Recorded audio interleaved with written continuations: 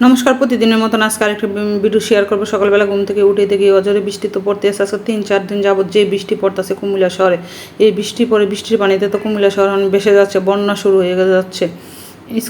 School কলেজে মাঠে দুনিয়ার পানি জমে গেছে, রাস্তাঘাটে অনেক পানি। আর এই পানিতে যদি হেঁটে যাওয়া হয় তাহলে তো পায়ে গুঁড়া হয়ে যায় বৃষ্টির পানি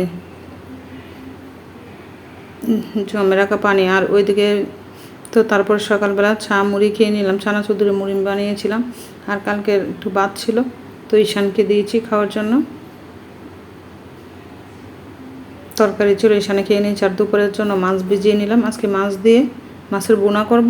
আর ওইদিকে সেদিনে অনেকটি পটলের কুষা, আলুর কুষা ছিল, এগুলাকে আমি সিদ্ধ করে নেব। সিদ্ধ করে ব্লেন্ড করে একটা ভর্তা বানিয়ে নেব। আজকে রসুন পেঁয়াজ দিয়ে ভর্তা বানাবো। আর অন্য দিন তো নিরামিষ ভর্তা বানাই, কালি জিরা শুকনো মরিচ ফোড়ন দিয়ে। আজকে রসুন পেঁয়াজ পেস্ট করে একবারে ভর্তাটা বানিয়ে নেব। অনেক মজাই হয় ওই ভর্তাটা খেতে। আমি একসাথে সিদ্ধ করে তারপরে পেঁয়াজ রসুন একসাথে দিয়ে ব্লেন্ড করে নিয়েছি। আর ওইদিকে ডাল রান্না করছি। আর ওইদিকে মাছের বোনা, মাছগুলোকে আমি ভেজে নিয়েছি।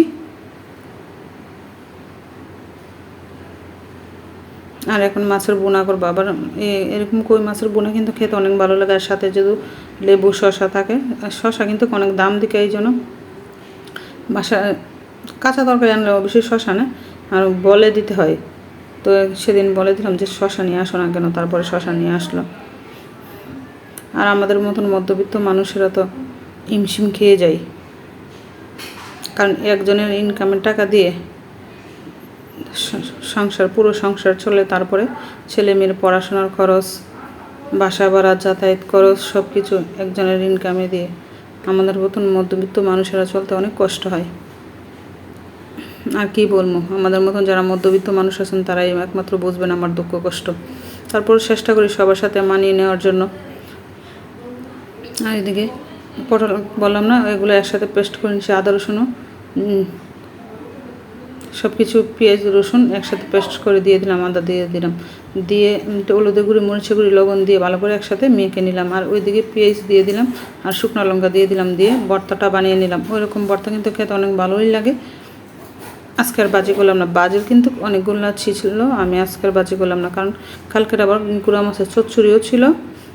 এই ছিল আজকে দুপুরে রান্নাবান্না। দেখেন মাছ বোনা, ভর্তা, আর কালকের করলা শাক ভাজিও ছিল। আর ওই ছোটো মাছের তরকারি রয়ে গেছে। আর ডাল কয়টা লাগে, এত কিছু লাগে না খাইতে, তারপরে অনেকগুলো হয়ে গেছে। আর এদিকে তো লেবু শসা কাঁচামরিচ আছে। সবাই একসাথে বসে গেলাম খাওয়ার জন্য। আপনার ভাইও আজকে তাড়াতাড়ি এসে পড়ছে, আর 3টা বাজে এসে পড়ছে, ওই জন্য বলতেছে আমি এসে পড়ছি। তো আমরাও বসে আছিলাম, তো আপনার ভাই আসার পরে আমরা খাওয়া শুরু করলাম। আর ওইদিকে সন্ধ্যার পরে ছেলের কুসিন ছিল, আসার সময় ছেলের জন্য পুরি নিয়ে আসলো। আমি আমার জন্য একটা এনেছিল, তারা খেলো। তারপর আমি চা মুড়ি একসাথে নিলাম খাওয়ার জন্য। এই ছিল আজকের ভিডিও। ভালো লাগলে লাইক